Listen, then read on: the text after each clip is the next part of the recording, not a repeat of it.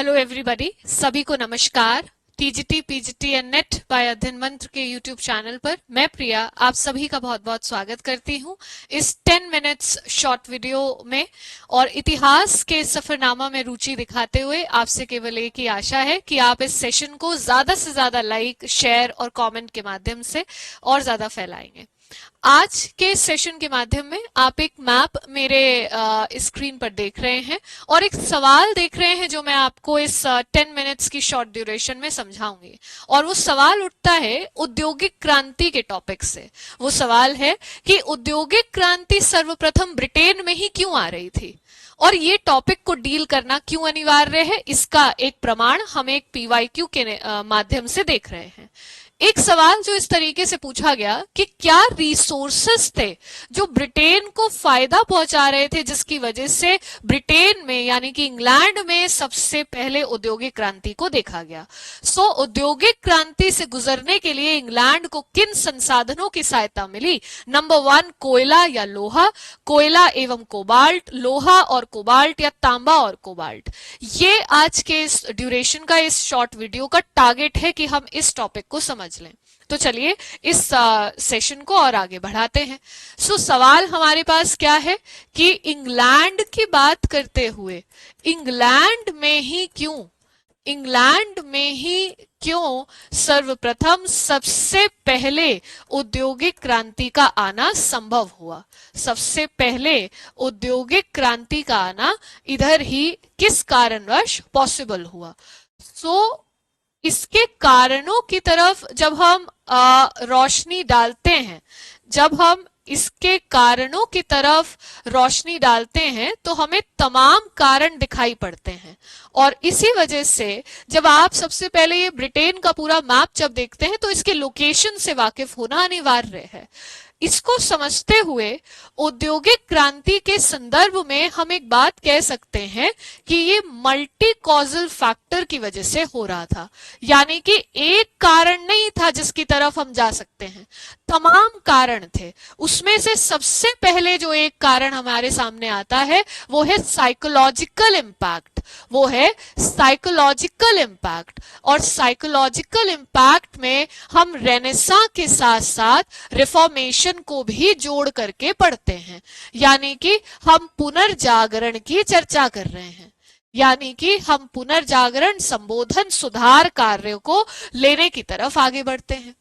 इसके वजह से एक और अन्य कारण जो यहां पर डेवलप होता है वो है ज्योग्राफिकल डिस्कवरीज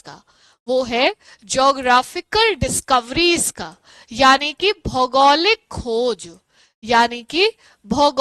खोज। अब ये जो भौगोलिक खोज का आना संभव हुआ, ये जो भौगोलिक खोज की वजह से इन चीजों का आना संभव हुआ, तो इससे एक तरीके का पूंजीवाद भी डेवलप कर रहा था। और जब लोगों ने, जैसे हमारी देश की तरफ का रास्ता ढूंढा गया, उसी तरीके से हम कॉलोनियलिज्म के वर्चस्व को फैलता हुआ देख रहे थे।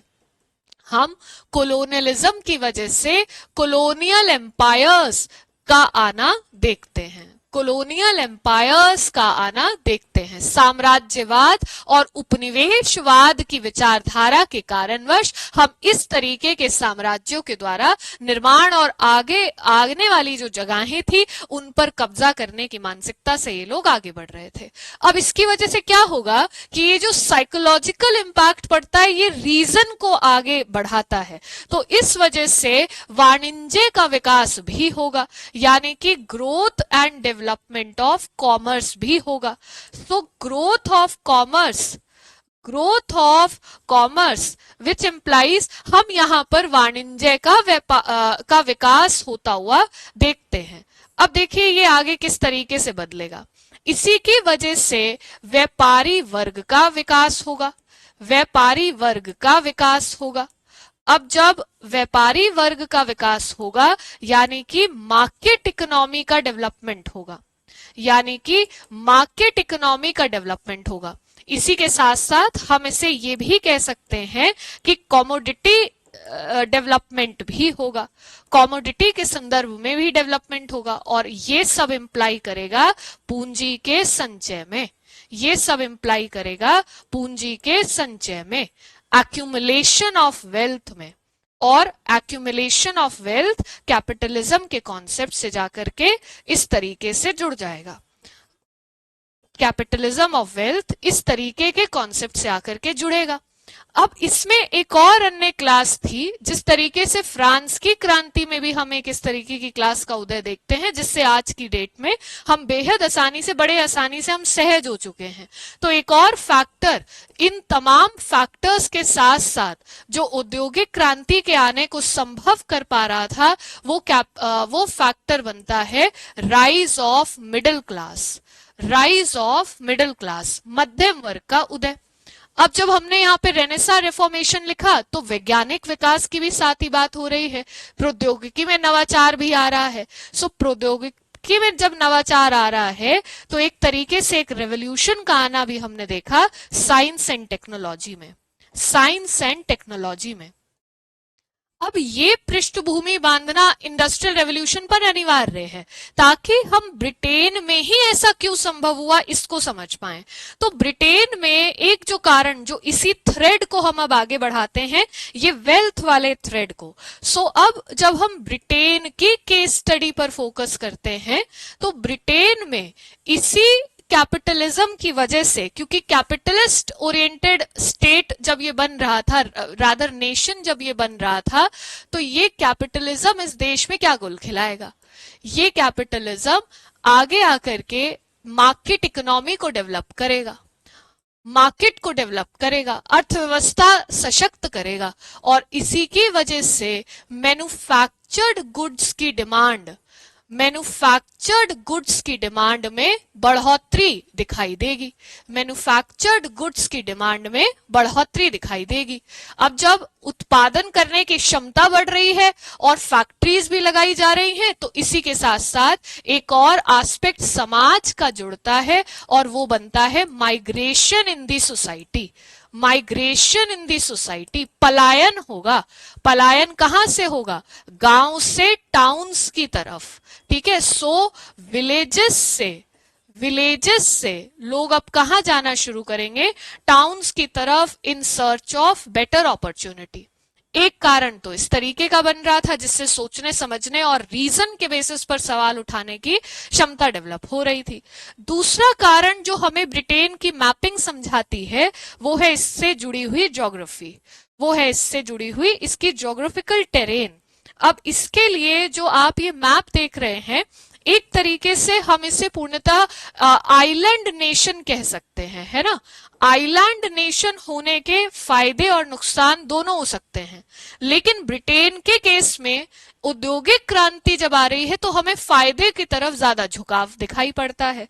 सो इस लोकेशन को मद्देनजर रखते हुए हम एक पॉइंट जो यहाँ पर जोड़ते हैं, बड़ी आसानी से हम एक बात यहाँ लिख सकते हैं कि ये आइलैंड नेशन है, और आइलैंड नेशन होने के कारणवश बाहरी आक्रमण से ये सेफ है।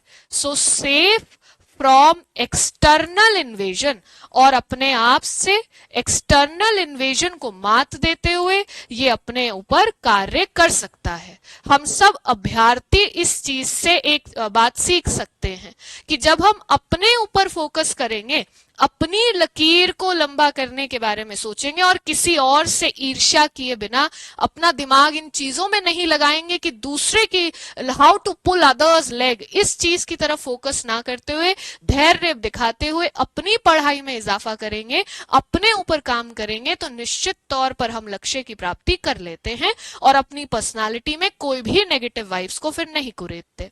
लेकिन ब्रिटेन ने तो बहुत कुछ कॉलोनियलिज्म की वजह से हमें ही प्रताड़ित किया है, तो इसने अपनी शक्तियों का नाजायज फायदा भी कहीं ना कहीं उठाया है। लेकिन आइलैंड नेशन था, एक्सटर्नल इन्वेजन से सेफ था।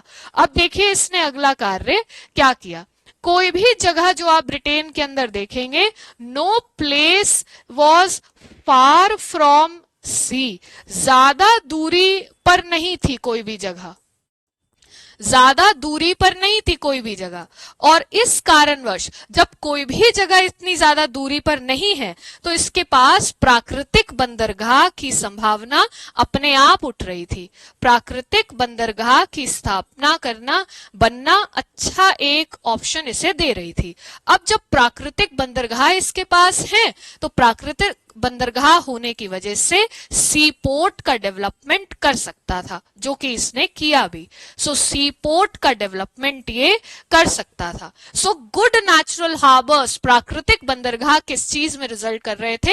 सी पोर्ट के डेवलपमेंट में, development of the sea ports. आगे आते हैं और रीजंस को इसी ज्योग्राफिकल एस्पेक्ट्स में जोड़ते हुए चलते हैं। तो अगर हम इसका क्लाइमेट भी देखें तो फेवरेबल क्लाइमेट साबित हो रहा था, ज्यादा कोई दिक्कतें हमें यहां पर सामना नहीं करना पड़ रहा था।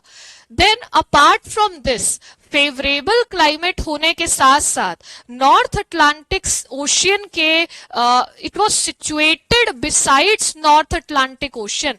इस वजह से एक और घटना यहां पर सामने आ रही है, क्योंकि ये नॉर्थ अटलांटिक ओशियन के साथ सटा हुआ है बिसाइड्स नॉर्थ अटलांटिक ओशियन, तो इसकी वजह से ओवरसीज मार्केट भी डेवलप आसानी से हो सकती है।